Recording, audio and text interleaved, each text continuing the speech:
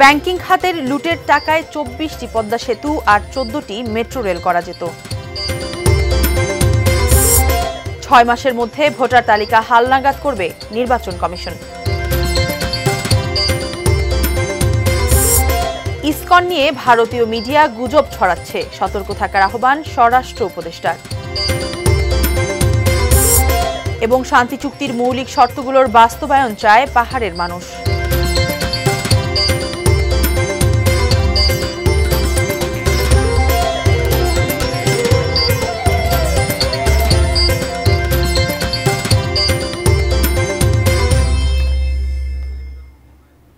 দেখছেন এটি নিউজ। সারা দেশের সর্বশেষ খবরাখবর নিয়ে এটি নিউজের নিয়মিত আয়োজন দেশের খবরে আমন্ত্রণ জানাচ্ছি আমি মারিয়া শিমু। শুনছিলেন সংবাদ শিরোনাম, এবারে বিস্তারিত। রাজনীতিবিদদের পেছনে ফেলে দুর্নীতির শীর্ষে এখন আমলারাই। ব্যাংকিং খাতের পরপরই অবকাঠামো খাতই দুর্নীতির বড় ক্ষেত্র। অর্থনীতি নিয়ে সরকারের গঠিত শ্বেতপত্র প্রণয়ন কমিটির প্রতিবেদনে এসব তথ্য তুলে ধরে কমিটির প্রধান বললেন, চোর ধরার দায়িত্ব তাদের নয়। চামচা পুঁজিবাদ থেকে দেশ এখন গেছে চোরতন্ত্রে, যার সহযোগী আমলা, রাজনীতিবিদ আর ব্যবসায়ীরাই। এমন মূল্যায়নও তাদের। গোলাম কাদির রবুর রিপোর্ট।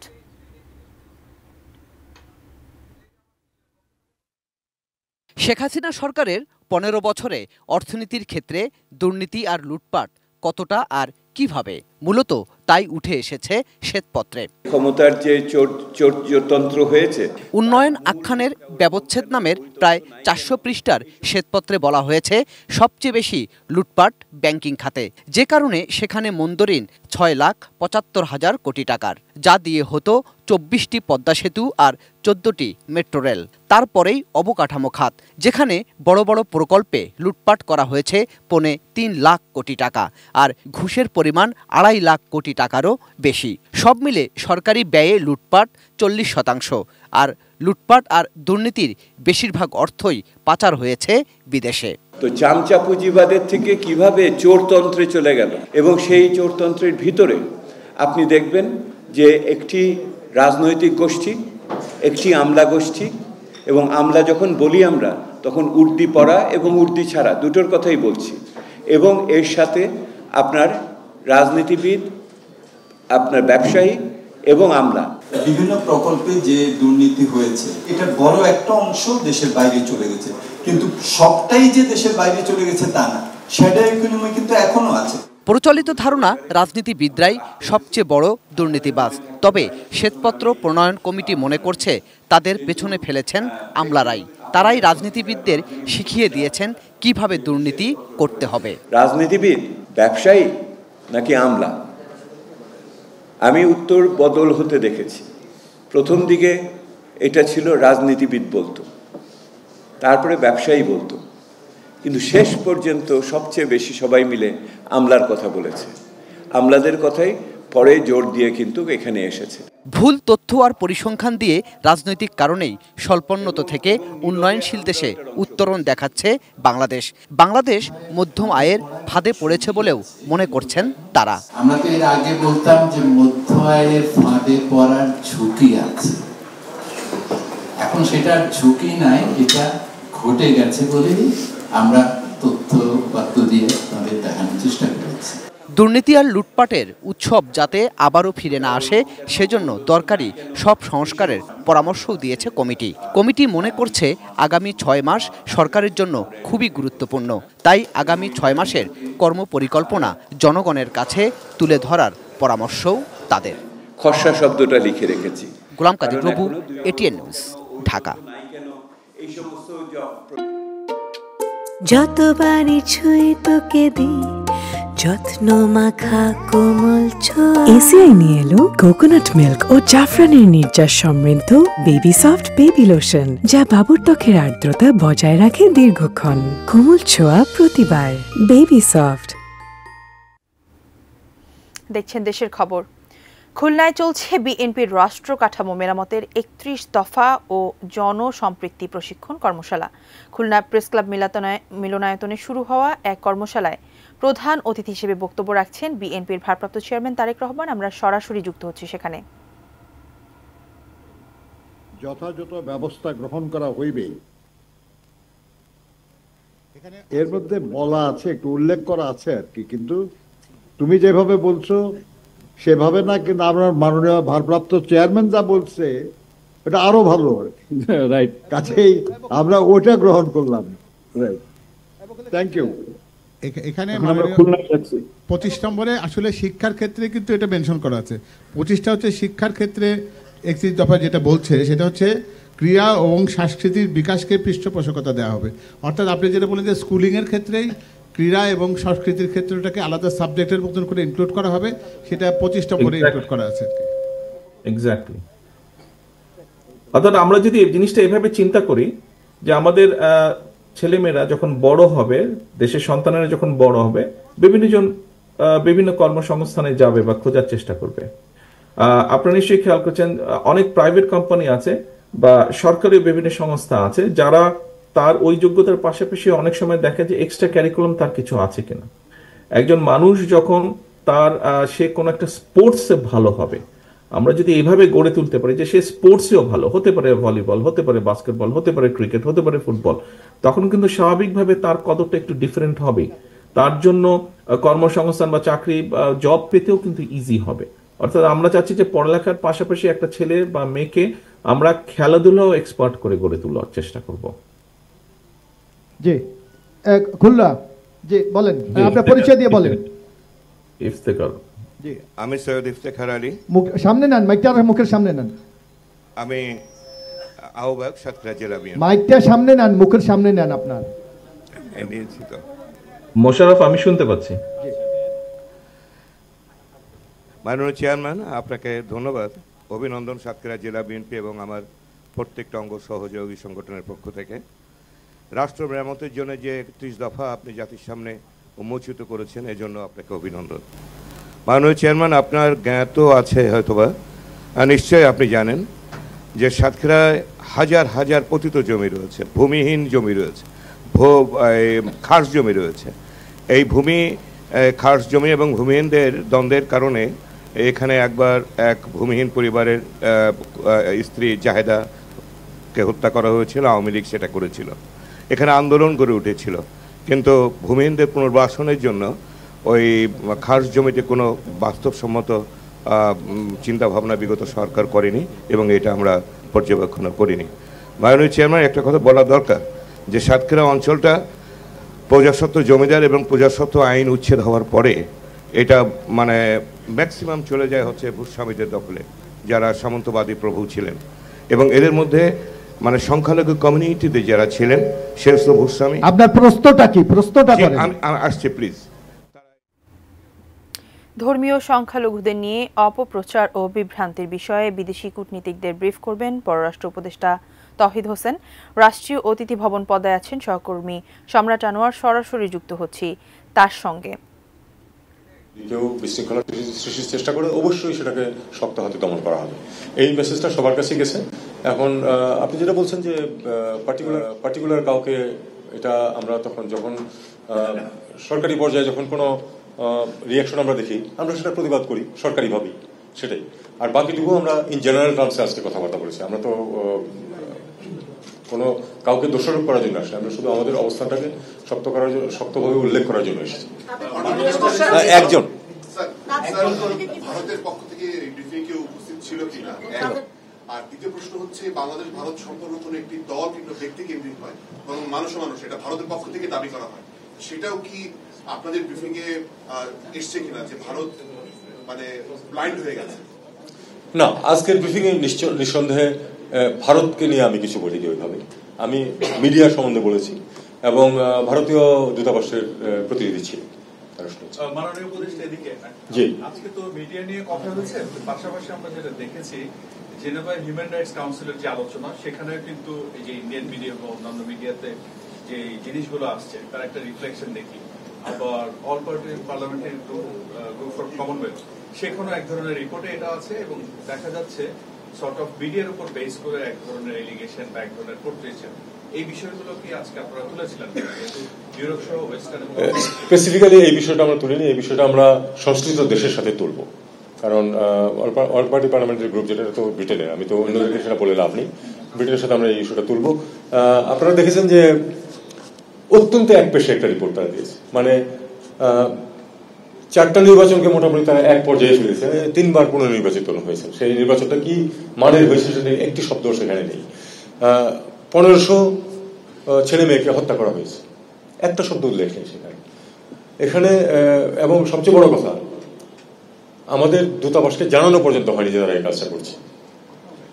একটা কথা এখানে প্রণিধানযোগ্য, সেটা হলো আমি যেটুকু খোঁজ দিয়ে দেখেছি সেটা হলো যে ওখানে পূর্ববর্তী যে দল ক্ষমতায় ছিল তাদের আসলে লোকজনের সংখ্যা বেশি, ইনক্লুডিং পার্লামেন্টের উপরেও তাদের ইনফ্লুয়েন্স একটু বেশি, এতে কোনো সন্দেহ নেই। মানে ইয়ার মধ্যে ওখানে যে কমিউনিটি আছে তার মধ্যে আছে সব দলেরই, কিন্তু তাদের একটু শক্তি বেশি, কাজে তার সেটা ইনফ্লুয়েন্স করতে পেরেছে। প্লাস এটা ভুলে গেলে চলবে না যে এটা কিন্তু একটা গ্লোবাল ক্যাম্পেইন চলছে, কিন্তু গ্লোবাল ক্যাম্পেইন চলছে, গ্লোবের সবাই যে পার্টিসিপেট করছে তা না, কিন্তু গ্লোবাল ক্যাম্পেইনটা চলছে কিন্তু একটা বিশেষ গোষ্ঠীর দ্বারা চেষ্টা করতেছে, সবখানে তারা হিট করার চেষ্টা করছে। সেটা আমাদের তাদের রিচ বেশি, এটা কোনো সন্দেহ। হ্যাঁ, গ্লোবালি যে করা হচ্ছে এটা আমরা আমাদের এতে বলেছি, এটা বলেছি আমরা, এবং এটা আমাদেরকে মেনে নিতে হবে যে তাদের যারা এটা করছে তাদের রিচ আমাদের তুলনায় বেশি, আমাদেরকে তাদেরকে মোকাবেলা করতে হবে। আবার একজন, আচ্ছা জি বলেন। এটা হচ্ছে যে আপনি তো কালকে একটা ভিডিও বোধহয় আপনি দেখেছেন যে আমাদের সুতারকান্দি বর্ডারে ভারতীয় প্রোটেস্টাররা তারা বাংলাদেশের বর্ডার ডিঙ্গারে ঢুকে যাওয়ার চেষ্টা করেছে, যে এই যে প্রভোকেশন, এটাকে আপনি আসলে কিভাবে দেখেন? এটাকে আমি একটা প্রভোকেশন হিসাবে দেখি। প্রভোকেশন দেওয়ার মতো লোকজন তো আছে, এতে তো কোনো সন্দেহ আমরা দেখতে পাচ্ছি, চারদিকে দেখতে পাচ্ছি প্রভোকেশন, এবং এটাকে আমরা প্রভোকেশন হিসাবে দেখবো যতক্ষণ পর্যন্ত না প্রকৃত প্রস্তাবে তারা বাংলাদেশে প্রবেশ করতে সক্ষম হয়। বিএসএফ সেখানে তাদেরকে থামাতে সক্ষম হয়েছিল। প্রোটেস্ট তারা করতেই পারে, তারা যেটা মনে করে, তাদের দেশের আইনেও সেটা অ্যালাউ করে, তবে বর্ডার পার হওয়ার যদি চেষ্টা করে সেটা হলো আইন ভঙ্গ করা, সেটা তারা ব্যবস্থা নেবেন। স্যার, দুটো বিষয়, একটা হলো স্যার যে আজকে ব্রিফিং এ চিন্ময় দাস, যিনি ইসকনের ফর্মার নেতা ছিলেন, ওনার ব্যাপারে স্পেসিফিক্যালি ডিপ্লোম্যাটদের কি স্টেটমেন্ট দিয়েছেন সেটা একটা। আরেকটা, এই যে এই প্রচারণা বা প্রোপাগান্ডা যেটা চলছে গ্লোবালি, এটার ব্যাপারে ডিপ্লোম্যাটদের কোনো করণীয় আছে কিনা বা কোনো রিকোয়েস্ট করেছেন কিনা? দেখুন, প্রথমত চিন্ময় ব্রহ্মচারী যেটা বিষয়, এটা অবশ্যই উল্লেখ করেছে, আমার ব্রিফিংও উল্লেখ ছিল যে চিন্ময় ব্রহ্মচারী কি পরিস্থিতিতে তাকে অ্যারেস্ট করা হয়েছে এবং তারপরে কিভাবে প্রসিডিংস হয়েছে, কোর্ট তার বেল দেয় নাই তখন তারা যে একেবারে ঘেরাও করে ধরেছে ইত্যাদি ইত্যাদি। এবং আমি এটাও বলেছি যে এটা তারা পেরেছে কারণ তাদেরকে তাদের মত ব্যক্ত করার অধিকার দেওয়া হয়েছে বলেই তারা পেরেছে। এরকম ঘটনা তো আগে করতে পারেনি তারা। আমরা তাদেরকে, আমার মনে হয় আমরা তাদেরকে অন্ততপক্ষে আমাদের যে অবস্থানটা সেটা পৌঁছে দিতে পেরেছি, এবং আমি তাদেরকে বলেছি যে এটা অবশ্যই তারা তাদের দেশেও রিপোর্ট করবে, এটা নিয়ম। যেটা এখানে একটা ব্রিফিং হয়েছে সেটা তারা তাদের হেডকোয়ার্টারকে জানাবে, এবং আমি আশা করব যে তারা সঠিক অবস্থানটা তুলে ধরবে। এবং আমি ব্যক্তিগতভাবে কাউকে বলেছি যে তোমাদের যে মতামতটা, দুই একজন উল্লেখ করেছেন, যে একজন বলেন যে আমি বরিশালে একটা বিয়ে অ্যাটেন্ড করতে গিয়েছিলাম হিন্দু সম্প্রদায়ের একজন বন্ধু। রাষ্ট্রীয় অতিথি ভবন পদ্মায় কূটনীতিকদের ব্রিফ করছিলেন পররাষ্ট্র উপদেষ্টা তৌহিদ হোসেন। আমরা সরাসরি সেখানে যুক্ত ছিলাম। দেশের খবরে নিচ্ছি ছোট্ট একটি বিরতি, এরপর আরো যা থাকছে।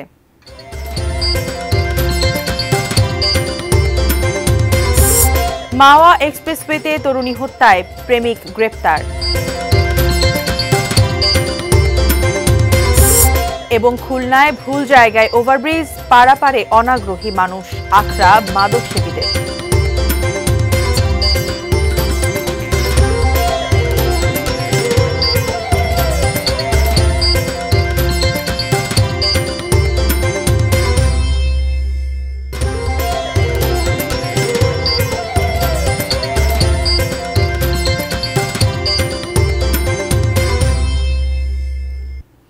বিরতির পর আবার আমন্ত্রণ দেশের খবরে। 2 মার্চের পর বাড়ি বাড়ি গিয়ে ভোটার তালিকা হালনাগাদ শুরু করবে নির্বাচন কমিশন। এর 6 মাসের মধ্যে এ কাজ সম্পন্ন করতে চায় সাংবিধানিক প্রতিষ্ঠানটি। দুপুরে নতুন নির্বাচন কমিশনের প্রথম আনুষ্ঠানিক সভা শেষে ব্রিফিংয়ে এ তথ্য জানান নির্বাচন কমিশনার অবসরপ্রাপ্ত ব্রিগেডিয়ার জেনারেল আবুল ফজল মোহাম্মদ সানাউল্লাহ। আমাদের 2025 সালের 2রা মার্চে খসড়া প্রণীত হয়ে যাবে, কিন্তু যারা বাদ পড়লো আমরা চাই যে তারা আমাদের ভোটার তালিকায় সন্নিবেশিত হোক। এই জন্য আমরা সিদ্ধান্ত নিয়েছি আমরা বাড়ি বাড়ি গিয়ে তাদের তথ্য সংগ্রহ করব। এই বাদ পড়া ভোটাররা ছাড়াও আমরা 2025 সালে যারা ভোটার হবেন, অর্থাৎ 2026 সালের 1 জানুয়ারি পর্যন্ত যারা ভোটার হবেন তাদের তথ্য আমরা বাড়ি বাড়ি গিয়ে সংগ্রহ করব। ইসকন নিয়ে ভারতীয় মিডিয়া গুজব ছড়াচ্ছে মন্তব্য করে এই ব্যাপারে সতর্ক থাকতে বাংলাদেশের গণমাধ্যমের প্রতি আহ্বান জানিয়েছেন স্বরাষ্ট্র উপদেষ্টা অবসরপ্রাপ্ত লেফটেন্যান্ট জেনারেল জাহাঙ্গীর আলম চৌধুরী। দুপুরে রংপুরের পীরগঞ্জে কোটা সংস্কার আন্দোলনে শহীদ শিক্ষার্থী আবু সাঈদের কবর জিয়ারত শেষে সাংবাদিকদের কাছে এই আহ্বান জানান তিনি। স্বরাষ্ট্র উপদেষ্টা শহীদ আবু সাঈদের পরিবারের সঙ্গে দেখা করে তাদের খোঁজ খবর নেন। পরে 15,000 পরিবারকে শীতবস্ত্র বিতরণ ও আবু সাঈদ ফাউন্ডেশনে 10 লাখ টাকা অনুদানের ঘোষণা দেন তিনি। এ সময় তার সাথে ছিলেন বিজিবির মহাপরিচালক মেজর জেনারেল মোহাম্মদ আশরাফুজ্জামান সিদ্দিকী এবং রংপুর রেঞ্জের ডিআইজি আমিনুল ইসলাম সহ ঊর্ধ্বতন কর্মকর্তারা।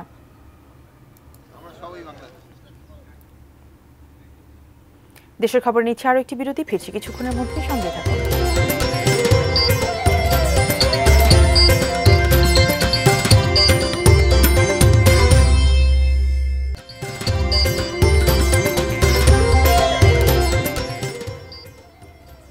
আবার আমন্ত্রণ দেশের খবরে। পাহাড়ে শান্তি চুক্তি স্বাক্ষরের 27 বছর আজ। দীর্ঘ সময়েও চুক্তির মৌলিক বিষয়গুলোর বাস্তবায়ন হয়নি, অভিযোগ জনসংহতি সমিতির। অন্যদিকে আওয়ামী লীগ সরকারের তরফ থেকে বলা হচ্ছিল 90% বাস্তবায়ন হয়েছে। দুই পক্ষের দ্বন্দ্ব কখনো কখনো সহিংস সংঘাতেও পৌঁছায়। ছাত্র জনতার আন্দোলনে সরকার পরিবর্তনের পর পাহাড়ের মানুষ প্রত্যাশা করছেন শান্তি চুক্তির পরিপূর্ণ সুফল। বিস্তারিত ডেস্ক রিপোর্টে। পাহাড়ে আত্মনিয়ন্ত্রণাধিকার আন্দোলনের পর 1997 সালের 2 ডিসেম্বর স্বাক্ষরিত হয় পার্বত্য চট্টগ্রাম শান্তি চুক্তি। চুক্তির পূর্ণ বাস্তবায়ন নিয়ে জনসংহতি সমিতির সাথে বিগত আওয়ামী লীগ সরকারের দ্বন্দ্ব ছিল চরম পর্যায়ে। চুক্তির বাস্তবায়ন নিয়ে আওয়ামী লীগ সরকারের শেষ সময়ে জনসংহতি সমিতির সাথে দ্বন্দ্ব এমন পর্যায়ে যায় যে জেএসএস এর অনেক নেতাকর্মী হয়েছিলেন এলাকা ছাড়া। তবে পাহাড়ের বাঙালি নেতারাও চান সংশোধন করে হলেও সবার গ্রহণযোগ্য চুক্তি। পার্বত্য জেলা পরিষদের যে সমস্ত বিভাগ বা কর্ম প্রতিষ্ঠান হস্তান্তর হয় নাই, সেগুলো একটা অফিস অর্ডার মধ্য দিয়ে সেটা করার কথা আমরা বলেছি। পার্বত্য চট্টগ্রাম আঞ্চলিক পরিষদ এটা এখন পুনর্গঠন করার সময় এসেছে। এটাকে পুনর্গঠন করতে হবে এবং নির্বাচনের মাধ্যমে জেলা পরিষদ আঞ্চলিক পরিষদগুলো গঠন করা খুবই প্রয়োজন। ল্যান্ড কমিশনকে পুনর্গঠন করা দরকার। ভূমি বিরোধ নিরসন, ভারত প্রত্যাগত শরণার্থী ও অভ্যন্তরীণ উদ্বাস্তু পুনর্বাসনের দাবি পাহাড়ের নেতাদের। সংবিধানে আদিবাসী অধিকার চান তারা। 25টি দ্বারা বাস্তবায়িত হয়েছে, 18টি দ্বারা আংশিক বাস্তবায়িত, 29টি দ্বারা যেগুলো মৌলিক অত্যন্ত গুরুত্বপূর্ণ ধারা, এগুলো এখনো বাস্তবায়নের কোনো উদ্যোগ গ্রহণ করেনি সরকার। শান্তি চুক্তির 27 বছর পরও অশান্ত পাহাড়, কাঙ্ক্ষিত শান্তি ফেরেনি। একাধিক আঞ্চলিক দল সৃষ্টি হয়েছে, তাদের অভ্যন্তরীণ সংঘাতে এখনো রক্ত ঝরছে পাহাড়ে। যে বাস্তবায়িত হবে না এ কথাও তো কেউ বলতেছে না। বর্তমান সরকারের থেকে আমরা আশা করি যে যদি কিছু উদ্যোগ নেওয়া হয় তাহলে সেটাই ফলপ্রসূ হবে। ছোট ছোট নৃগোষ্ঠী রয়েছে, পাংখুয়া, মুরং, তঞ্চঙ্গা, খুমি, রাখাইন, সবাই সাথে আলোচনা করে, বাঙালি সহ সকলের সাথে আলোচনা করে এই চুক্তিটি পুনর্মূল্যায়ন করা অবশ্যই জরুরি। পার্বত্য শান্তি চুক্তির বর্ষপূর্তিতে 3 পার্বত্য জেলায় শোভাযাত্রা সমাবেশ করবে জনসংহতি সমিতি। চন্দন পাল, ডেস্ক রিপোর্ট, এটিএন নিউজ। এই ছিল দেশের খবরের সর্বশেষ। কাল আবারও দেখা হবে একই সময়। সে পর্যন্ত সবাই ভালো থাকুন, দেখতে থাকুন এটিএন নিউজ। ধন্যবাদ।